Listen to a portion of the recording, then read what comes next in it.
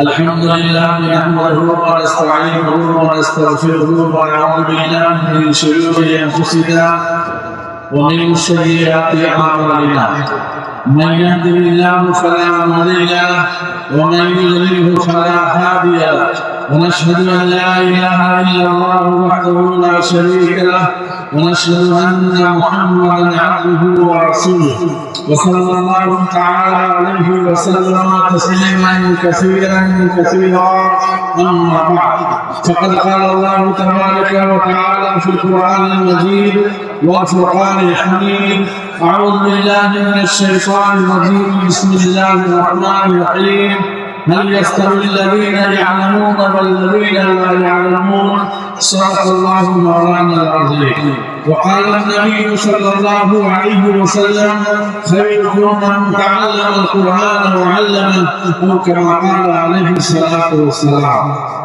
میرے معزز بزرگوں اور دوستوں بہت خوشی اور مسرت کے ساتھ یہ کہنا پڑ رہا ہے کہ آج کا یہ اجلاس ایک ایسا اجلاس ہے جس میں چمپارن کے سارے ناظرین اجلاس یہاں موجود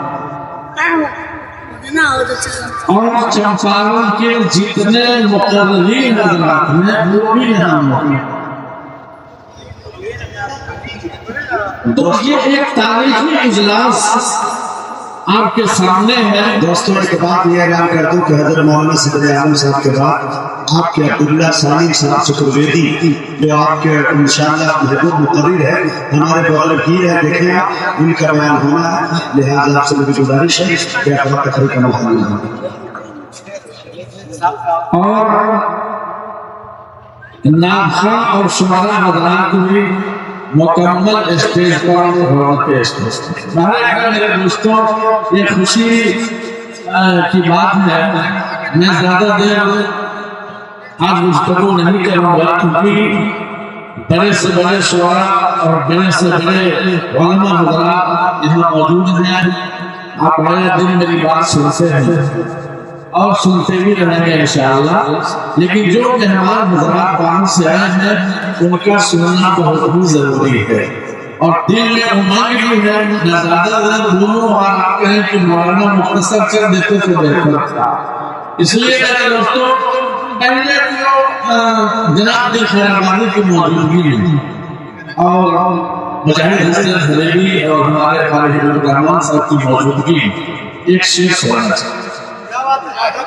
چونکہ ہو سکتا ہے کہ یہ شعر قابل تعریف ہو. ڈوب نہ جائے ڈوب نہ جائے ڈوب نہ جائے دکھا سامنے آپ کے حوصلہ سے نکھارا کہ ڈوب نہ جائے ڈوب نہ جائے کہ ڈوب نہ جائے میرا سفینہ. دل میرا دھک دھک کرتا ہے، دل میرا دھک دھک کرتا ہے. ڈوب نہ جائے ڈوب نہ جائے میرا سفینہ، دل میرا دھک دھک کرتا ہے، دل میرا دھک دھک کرتا ہے. کہ ڈوب نہ جائے میرا سفینہ،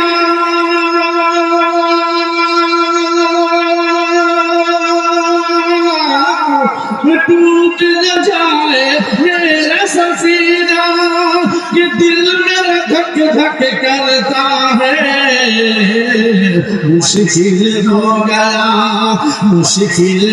گیا ہند میں جینا، دل میرا دھک دھک کرتا ہے، دل میرا دھک دھک کرتا ہے. مشکل ہو گیا ہند میں جینا، دل میرا دھک دھک کرتا ہے، دل میرا دھک دھک کرتا ہے. جانی سنہری روزہ پیارا گنبد خضرا کا منظر جالی سنہری روضہ پیارا گنبد خضرا کا منظر کہ جالی سنہری روضہ پیارا گنبد خضرا کا منظر کہ جالی سنہری روضہ پیارا گنبد خضرا کا منظر گنبد خضرا کا منظر کہ جالی سنہری روضہ پیارا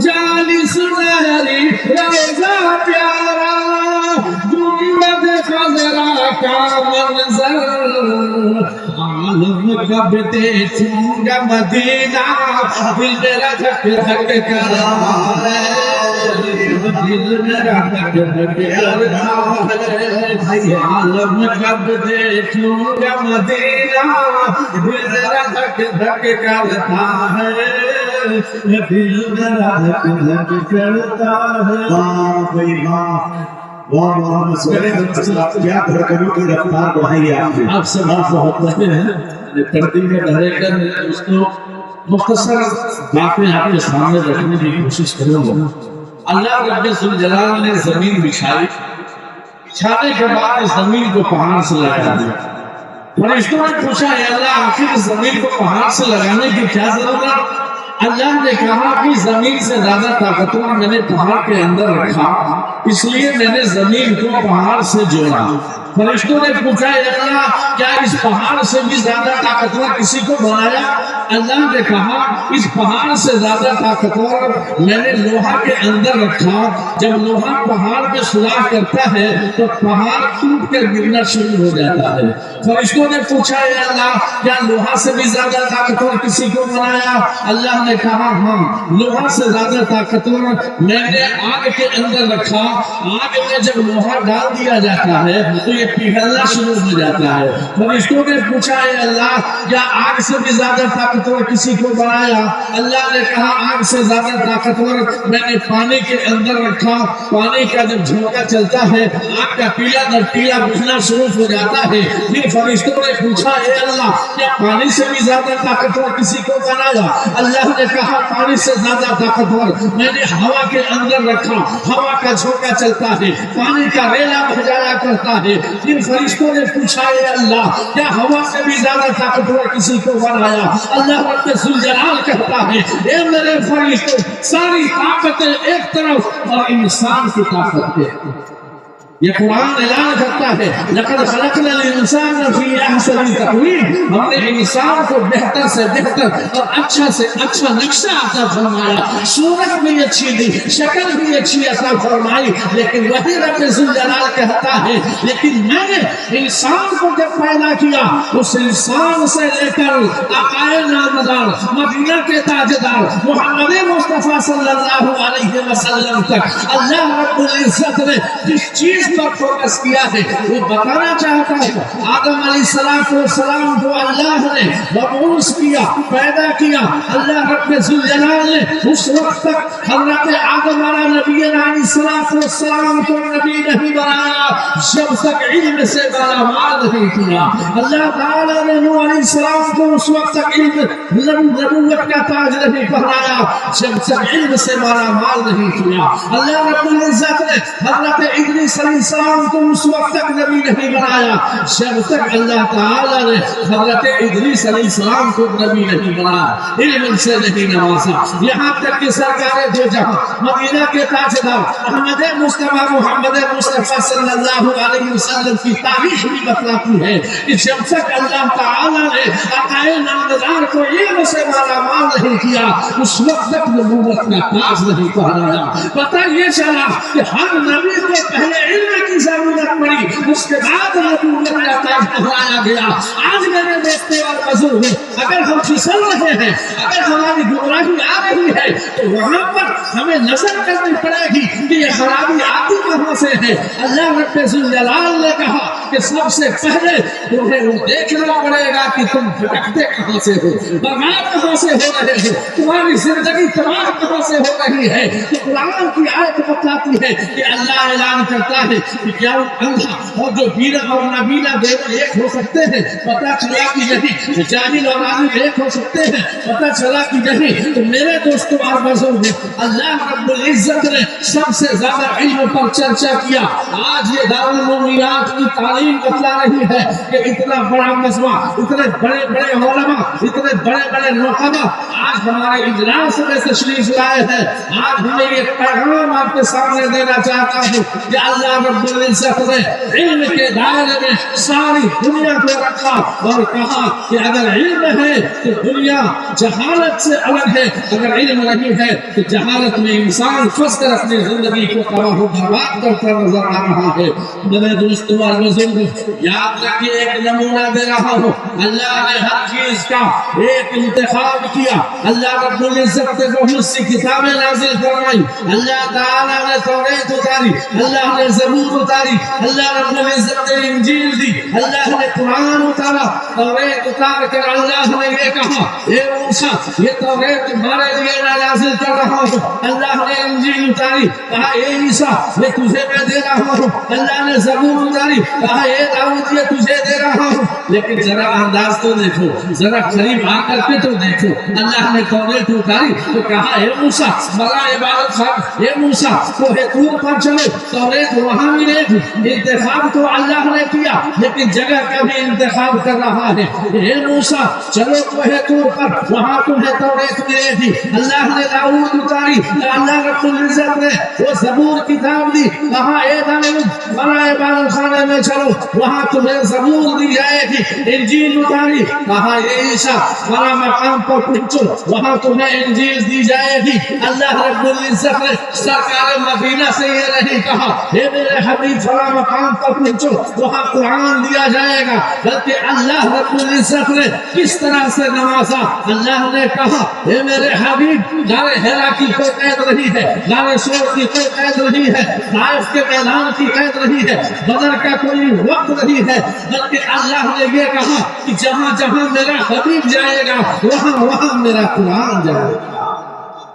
میرا حبیب مکہ میں ہوگا، قرآن مکہ میں جائے گا۔ میرا حبیب مزدلفہ میں ہوگا، قرآن مزدلفہ میں جائے گا۔ میرا حبیب غار حرا میں ہوگا، قرآن غار حرا میں جائے گا۔ میرا حبیب طائف کے میدان میں ہوگا، قرآن طائف کے میدان میں جائے گا۔ جہاں جہاں میرا نبی ہوگا وہاں وہاں میرا قرآن ہوگا۔ اس لیے صدر عالم کہتا ہے کہ گھر گھر پہنچے قرآن، کہ گھر گھر پہنچے قرآن، یہی تو نبی چاہتے تھے، یہی تو نبی چاہتے تھے، کہ گھر گھر پہنچے قرآن، یہی تو نبی چاہتے تھے۔ لے آئے عمر ایمان، یہی تو نبی چاہتے تھے، لے آئے عمر ایمان، یہی تو نبی چاہتے تھے۔ دنیا کو دے دوں یہ پیغام، ہمیں جان سے پیارا ہے اسلام، دنیا کو دے دوں یہ پیغام، ہمیں جان سے پیارا ہے اسلام۔ جو اس پر انگلی اٹھائے گا بے موت وہ مارا جائے گا۔ ہم کرتے ہیں یہ کام، یہی تو نبی چاہتے تھے، لے آئے عمر ایمان، یہی تو نبی چاہتے تھے، یہی تو نبی چاہتے تھے۔ میرے دوستوں اور بزرگوں، آج جو ہم کبھی محسوس کر رہے ہیں وہ کبھی یہاں پر ہے کہ آج انسان کی جو بنیادی تعلیم ہے وہ تعلیم ہمارے اندر نہیں آ رہی ہے، ہمارے سینے میں وہ تعلیم کے وقت نہیں ہو رہی ہے جس کو اللہ نے اعلان کیا، نبی نے اعلان کیا کہ تم نے سب سے بہتر وہ ہے ہے کہ قرآن سیکھے اور دوسروں کو سکھائے. آج ہمارا معاشرہ بگڑ رہا ہے, حلال اور حرام سے کافی ہم دور ہے. آج اللہ اللہ کہنے والا, نبی نبی کا آج نعرہ لگانے والا, میں آپ سے پوچھنا چاہتا ہوں, ہمارا گھر کیوں بگڑ گیا؟ ہماری ماں اور بہنیں کیوں بگڑ گئی؟ ہمارا ایک بھائی دوسرے بھائی سے تعلق کیوں منقطع کر دیا؟ آج باپ کے بیٹے سے نفرت کیوں ہو گئی؟ آج ماں اپنی بیٹی سے کیوں بھاگ رہی ہے؟ آج ایک دوسرے کا باغی کیوں ہو گئے؟ تو یہی بنیادی تعلیم نہ ہونے کی وجہ سے.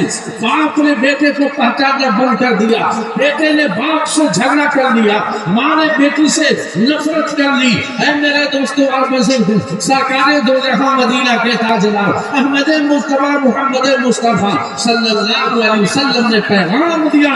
اس پیغام سے اگر ہم ہٹ جائیں گے ہماری زندگی ادھوری ہو جائے گی, ہم کہیں کے نہیں رہیں گے. اس لیے صدر عالم نے آج پیغام دیا کہ 2 روٹی کم کھاؤ مگر اپنی اولاد کو علم دین کی تعلیم دو. 2 روٹی کم کھاؤ مگر اپنے بچے کو پہلے سب سے بنیادی تعلیم دو, جو دھرمک تعلیم ہے, قرآن والی تعلیم ہے, حدیث والی تعلیم ہے. آج کے جتنی لڑکیاں کم و بیش 100 کے قریب بچیاں پڑھ رہی ہیں, اسی مدرسے کے دارالمومنات سے ہماری سب سے بڑی بچی حفصہ خاتون, دوسری بیٹی سمیہ خاتون, یہ دونوں بچیاں اس مدرسے کی طالبہ رہی ہیں اور فراغت بھی ہو گئی ہے. فارغہ ہو کر الحمدللہ اس مدرسے کا نام روشن کر رہی ہے. آخر کہاں سے نظام آیا؟ یہ بچیوں کی تعلیم کی وجہ سے. جہاں جا رہی ہے وہاں دارالمومنات جا رہا ہے. جس قدم پر اپنے جس مقام پر اپنے قدم کو رکھ رہی ہے وہاں پر جامعہ دارالمومنات. آپ کو ایک بات بتاتا چلوں, وقت بہت کم ہے, میں زیادہ دیر بولنا نہیں چاہتا ہوں. ایک بات بتانا چاہتا ہوں, ہماری بیٹی کا رشتہ خود بخود چاروں طرف سے رشتہ آتا تھا, لیکن ہوتا یہ تھا کہ کوئی آ کر کہتا تھا ماشاء اللہ اردو بہت اچھی جانتی ہے, ماشاء اللہ عربی کی تعلیم بہت اچھی ہے, قرآن بہت اچھا پڑھتی ہے. لیکن بعد میں وہ کیا کہتا تھا کہ ایک بات ہے مولانا, 2 سال کا وقت دے رہا ہوں, انگلش میڈیم میں اس کا نام دے دیجیے, انگلش کی جانکاری دے دیجیے, اس لیے کہ میرا لڑکا یہ حافظ قرآن نہیں ہے, میرا لڑکا انگلش میڈیم سے انجینئر کیا ہے. بڑے بڑے رشتوں کو میں نے ٹھوکر مارا اور کہا رب ذوالجلال جو تیری بچی یہ عربی تعلیم حاصل کی ہے تو اس کا دعا بھی عربی تلاش ہے. میں نے دل سے دعا کی الحمدللہ حافظ قرآن ہو گئی. اور اسی آپ تاریخ میں میں نے شادی بھی کی اس بچی کی. میرے دوستوں اور بزرگ, دل جیسا رکھو گے ویسی ہی برکت ملے گی.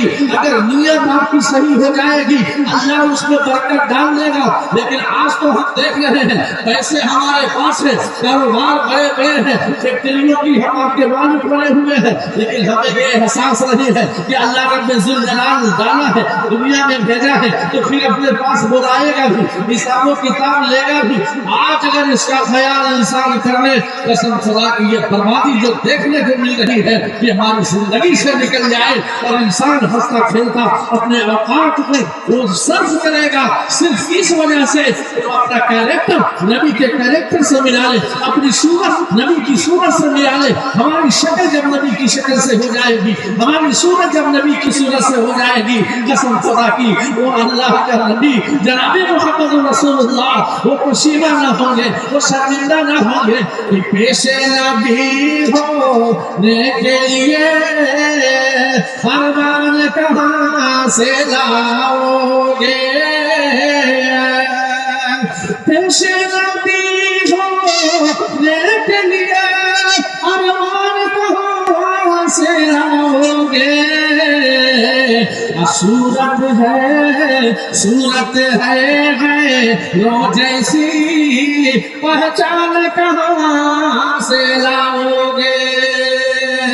صورت ہے لو جیسی پہچان کہاں سے لاؤ گے. آپ جانتے ہوں گے بھیڑا چلاتا ہے, بھیڑا چلانے والے کو بھیڑا بولتے ہیں نا, آپ جا کے بتائیے ذرا, جانتے ہیں؟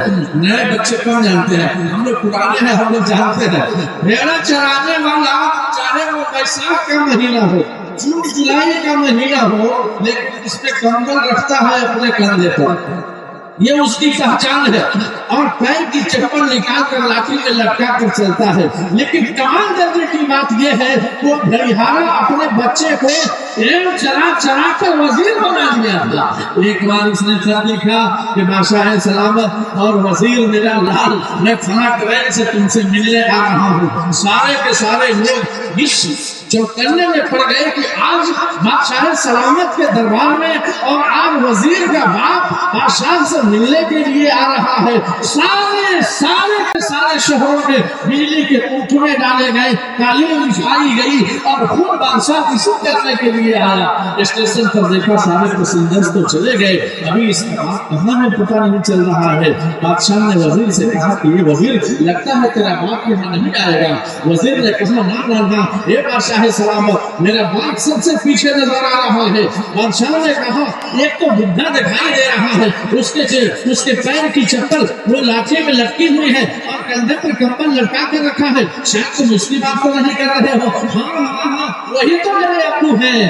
بادشاہ نے کہا اللہ تیرا باپ کتنا بے وقوف ہے کہ اتنی گرمی میں کندھے پر کمبل ڈال دیا ہے اور پیر کی چپل نکال کے لاٹھی میں لٹکا دیا ہے۔ کہا نا یہ بادشاہ سلامت ایسی بات مت کرو، میرا باپ بے وقوف ہوتا تو پڑھا لکھا کر وزیر نہیں بنایا ہوتا۔ میرا دادا بے وقوف تھا جو میرے باپ کو نہیں تھا۔ اور کیا میرے دوستوں اور بزرگوں، آج انسان علم کے لیے ترس رہا ہے، آج حلال سمجھنے کے لیے ترس رہا ہے، اس سے اچھا پیغام نہیں ملتا، اس سے اچھی سوسائٹی نہیں ملتی۔ لیکن آج میں آپ کو ایک پیغام دینا چاہتا ہوں کہ اپنے لال کو اور اپنی معصومہ بچیوں کو علم دین سکھاؤ۔ انشاءاللہ الرحمن ایک لڑکی اگر تعلیم سے مالا مال ہوگی وہ سسرال میں جائے گی تو مکتب چلائے گی، پردے میں رہے گی اور تعلیم دے کر کے دنیا میں علم کو پھیلائے گی۔ اور اگر ہم نے جاہل رکھا، ہم نے پڑھایا نہیں، ہم نے اچھا سبق نہیں دیا تو میرے دوستوں اور بزرگوں یہ ہماری کافی نحوست ہوگی اور یہاں بھی ہماری زندگی رسوا ہوگی اور مرنے کے بعد بھی رسوا ہوگی۔ اس لیے آج کا پیغام یہ دینا چاہتا ہوں کہ پورا مجمع ایک بار ہاتھ اٹھا کر بیٹھا ہے، انشاءاللہ سب سے پہلے ہم دینی تعلیم دیں گے انشاءاللہ۔ ماشاءاللہ بڑی خوشی ہے، لیکن اتنا پر بس مت کرنا نہیں۔ ہندوستان کی سرزمین یہ آواز اٹھا رہی ہے کہ جب قرآن اور حدیث کی تعلیم مل جائے تو اس سے اب انگلش میڈیم میں ڈالو، اس سے اچھی سی اچھی ڈگری دلاؤ۔ ہمارا بیٹا اگر وکالت کی ڈگری لے لے گا، ہمارا مقدمہ ہمارا لڑکا لڑے گا۔ اگر آپ اپنے بیٹے کو MBBS ڈاکٹر بنا دیے، ہمارا علاج ہمارا لڑکا کرے گا۔ اگر آپ نے انجینئر بنا دیا، ہمارے گھر کا نقشہ ہمارا بیٹا نکالے گا۔ آج ہم صرف ان بچوں کو پڑھا کر ان کے حوصلے کو کمزور کر رہے ہیں۔ آج ہمارے تینوں بیٹے اس ملبے میں موجود ہیں، تینوں لڑکے ہمارے موجود ہیں اور ہمارا دماغ بھی اس میں موجود ہے۔ یہ سب کے سب آپ سب سے ملنے کی محبت میں، آپ سب کی نسبت سے یہ سارے بچے ہمارے گھر کے آئے ہوئے ہیں۔ لیکن میں ایک پیغام یہ دینا چاہتا ہوں کہ اگر آپ نے اپنے بچے کو صدر عالم کے دل کی گہرائی سے اگر آپ نے پڑھایا ہے، لکھایا ہے، آپ نے شعور کیا ہے، آپ نے عقل مندی ظاہر کی ہے، قسم خدا کی آپ رسوا نہیں ہوگے۔ ایک آواز ایسی ہونی چاہیے کہ ہم اپنی مجبوریوں کو برداشت کریں گے، اپنی مصیبتوں کو سہیں گے، پریشانی جتنی بھی جھیلنی ہوگی جھیل لیں گے، لیکن ہم سب سے پہلے اپنے بچے کو پڑھا کر دم لیں گے تو انشاءاللہ الرحمن حوصلہ اچھا ہوگا، کامیابی اچھی ہوگی۔ حوصلہ کمزور ہو جائے گا تو ہماری کامیابی کمزور ہو جائے گی۔ یہ ہمارا اعلان ہے، اس اعلان پر سارے حضرات لبیک کہیں گے انشاءاللہ۔ ایک بات کہہ کر میں اپنی بات ختم کروں گا، زیادہ تر بولنا نہیں ہے، ہماری بات بہت ہوتی ہے ماشاءاللہ سے سب لوگ، لیکن میں بھی تو آیا ہوں کہ مفتی صاحب نظیر صاحب کو میں سنوں، حضرت مولانا عبداللہ خانی حضرت صاحب کو میں سنوں اور اپنے خیر آبادی کی نعت شریف الحمدللہ کیا کہنا۔ اچھا یہ تو آتے ہیں تو رات میں سوچنے ہوتی ہے اور رات کو اچھی ہے کم کی جائے پتہ نہیں چلتا، تھکان نہیں ہوتی ہے۔ میں ایک بار بیٹھا تھا ڈاکٹر خالد اللہ اعظمی ریاض ہاسپٹل میں مریض بن کر گیا تھا. ہاتھ میرا ٹوٹ گیا تھا تو میں ان کے پاس گیا. میری گفتگو سے اتنا مؤثر ہوئے اور اتنا وقت انہوں نے دے دیا کہ باہر والے سارے پریشان ہو گئے کہ بھائی اندر گیا کیا ہے. تو بات کرتے کرتے بہت سی باتیں آئی ہمارے سامنے. اس میں ایک بات بتانا چاہتا ہوں کہ عزیز برادر جو دینی تعلیم حاصل کر رہے ہیں آپ لوگ اس سے نہیں سیکھیں. انہوں نے ایک بات کہی کہ میں ایک بچے کو جو انگلش میڈیم کا ٹیچر آتا ہے اس کو 2000 میں دیتا تھا. یہ نصیحت سنیے گا. 2000 روپے انگلش میڈیم کی تعلیم دینے والے ٹیچر کو 2000 روپے دیتا تھا. میں نے اپنی بیگم سے پوچھا کہ امام صاحب کو کتنا دیتی ہو تو بیگم نے کہا 1000. تو ڈاکٹر خالد رضا اعظم نے دیا. انہوں نے کہا کہ سنو جس نبی پر قرآن اترا ہے کہ ساری دنیا ہدایت پا رہی ہے اس قرآن کو حاصل کرانے والے امام کو 1000 دے رہی ہوں اور یہ دنیاوی تعلیم پر تم 2000 دے رہی ہو. مجھ سے بتائیے کہ میری تو بڑی شرم کی بات ہے. کہا کہ اچھا اب مہینہ لگے گا تو 2000 تو مولانا آپ سے کہتے کہ مولانا جب دوسرا مہینہ ہوا تو 2000 کا لفافہ ڈالا گیا اور جب امام صاحب گھر لے جا کر کے اس کو کھولے تو اس میں 2000 کے نوٹ تھے. امام صاحب نے فون لوٹایا اور کہا کہ ڈاکٹر صاحب ایسا ہے کہ میرے لفافے میں غلطی سے 2000 روپے آ چکے ہیں. تو ڈاکٹر صاحب بتا رہے تھے کہ میں نے ان سے کہا کہ غلطی سے نہیں ہے, انگلش کی تعلیم پر 2000 جب میں ڈاکٹر ہو کر خرچ کر رہا ہوں تو قرآن کہاں جائے گی, اس لیے میں نے کہا کہ نہیں قرآن سے بہتر کوئی کتاب نہیں ہے. اگر انگلش میڈیم کے ٹیچر کو 2000 دیا جا رہا ہے تو مناسب ہے کہ 2000 کے اس سے بڑھ کر ان بچوں سے پڑھنے والے استاد کو دیا جائے. میرے دوستوں, میرے عزیز طلبا, تم پریشان مت ہونا. یہاں پر مفتی سعد النذیر صاحب ہیں, امام الدین خیر آبادی ہے, یہاں مجاہد حسین حبیبی اپنی تاریخ کو اجاگر کر رہے تھے. میں دل کی گہرائی سے میرے عزیز طلبا میں کہہ رہا ہوں, محنت سے پڑھے صدر عالم بن جاؤ گے, محنت سے پڑھے مفتی سعد النذیر بن کر ابھر جاؤ گے, محنت سے پڑھے انشاءاللہ عبداللہ سالم قمر حضرتی بن کر تمہیں ہندوستان میں نام روشن کرو گے. اور تم یہ سمجھتے ہو 8,000 کی تنخواہ یہ تمہارے لیے نہیں ہوگی بلکہ تم بھی 20,000 30,000 40,000 کا مہینہ کماؤ گے. حوصلہ رکھو اور میرا یہ پیغام یاد رکھو, اگر صلاحیت بن جائے گی تو انشاءاللہ یہ صلاحیت قدر کو چون کر دکھا دے گی. اور اگر تم یوں ہی وقت ضائع کرتے رہے تو میرے بچے پڑھنے کے بعد بھی حقیر رہ جاؤ گے. اس لیے یہ اچھی محنت کی تعلیم ہے کہ پڑھو گے تو انشاءاللہ دنیا تم بھی جانے گی اور دنیا یاد رکھے گی. اللہ تعالی ہم سب کو صراط مستقیم عطا فرمائے. اور جتنی باتیں علم پر میں نے کہی ہے سب گارجینس جتنے ہیں اللہ تعالیٰ ان کے دل میں ایک عمر پیدا کرے کہ ہم بچے کو مکمل تعلیم دیں گے. اللہ تعالیٰ دینی تعلیم سے بھرپور ہمارا راستہ دکھلائے. وما توفیقی الا باللہ. ماشاءاللہ دوستوں, ابھی آپ کے درمیان آپ کو